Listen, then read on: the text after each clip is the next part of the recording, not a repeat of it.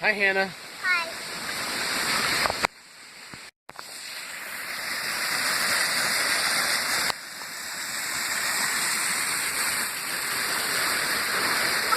Say hi. Hi. This is a video I'm making for my class. Isn't that cool? What do you think we're talking about in my class? About the waterfall? Yeah, we're talking about the waterfall. We're talking about rivers. Yeah. Do we have a river?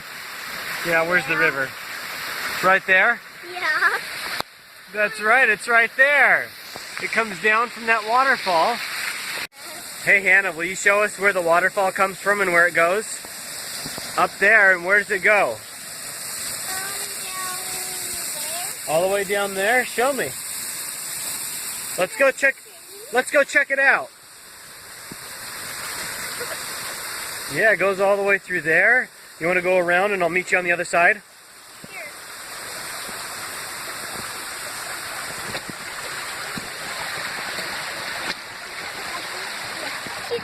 So our river flows all the way down the hill, down to the pond, down there. Yep, and then it goes to that home. You can barely tell anymore, but right here, where the river curves and heads down, it used to keep going right there, and we stacked up a bunch of rocks and then buried it with a bunch of dirt and mud, and now it has its own new river system here. Now I want to show you a kind of cool few things about it, because since we're talking about rivers and flooding, this river actually, even though it's real small, has a couple of really cool properties that demonstrate a lot of properties that a lot of other rivers have. So let's talk about it. Look up here, where this creek has a wider channel. The water's a little bit more placid.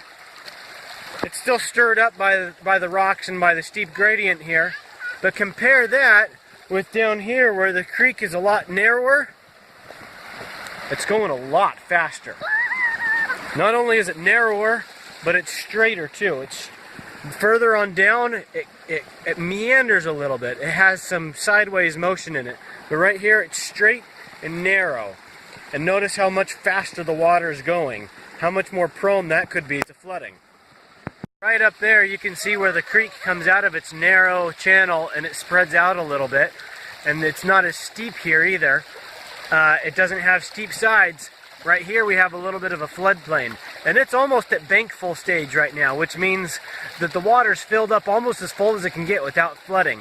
If we got another rainstorm here, then over on either side, right there and right there, it would flood. In fact, it does. Every time I come out after a rainstorm, I can see all the grass has been matted down right there because it flooded. And it doesn't flood too crazy, it doesn't go everywhere. It stays within its own little floodplain, which only goes from about that point there to about there. But it does, it floods, and that floodplain is pretty common. I'll come out here and I'll find rocks like these right here. No human put those there. They get put there by the flood. Here's another spot where there's some debris that's been piled up there. That's been put there by the floodwaters. And every time I come out after a rainstorm, there's debris piled up in different spots along the way here. So Hannah, I'm going to show you a couple of things, and the rest of my class too. One of the major deals with rivers is erosion. And erosion is when the river is moving so fast it can actually cut part of the ground away. Now you look right there, right here, where's the water flowing the fastest? Okay. Right there, that's right. Now is it flowing faster on this side or on this side? On that side, that's right. So as the water keeps going, what do you think is going to happen to the dirt on that side? It's going to break. It's going to break, that's right. That's called erosion. And so what's going to happen is this side is going to keep trying to dig out farther and farther out. We call that a cut bank, because it's the bank that's getting cut by the river. Now, if we had a better river, we would see something called a point bar. This one doesn't have it so much, but you can see it a little bit on this side.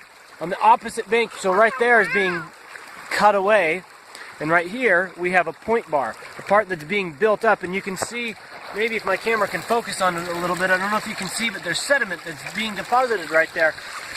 Right here, there's a little bit of sand that's piling up under the water because it's slow enough that the sand isn't being carried away, instead it's getting dropped. And that's called a point bar. And as a proper big river develops, that point bar will keep growing out that direction, and the point and the cut bank will keep growing out in that direction too. And that's how the whole river meanders sideways. It actually migrates sideways. Now, another thing we have here is we have some mitigation techniques in here. I've put up some big rocks right there to prevent further erosion of the cut bank because I want to keep it where it is. We call that riprap. And that is a common technique in modern day engineering to help protect homes and businesses and properties from further lateral migration of the river meanders.